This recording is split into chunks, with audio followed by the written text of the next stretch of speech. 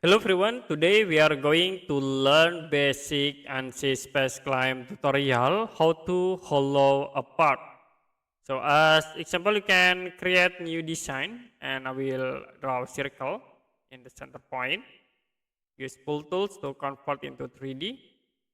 And another object you can create plane, okay, and then the next you can create sketch again from this plane. I will draw a circle from this point into here.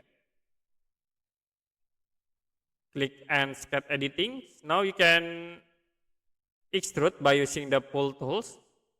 And don't forget to use the add option. I will extrude in here and also at this point. And we have this sample object. Now if you want to hollow this part, you can use the shield tools. Click the sign and then click shield.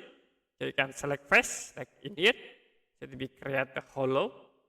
I will click again in another face.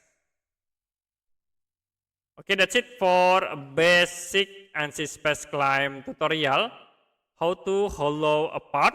If you have any question about tutorial, you can comment below this video.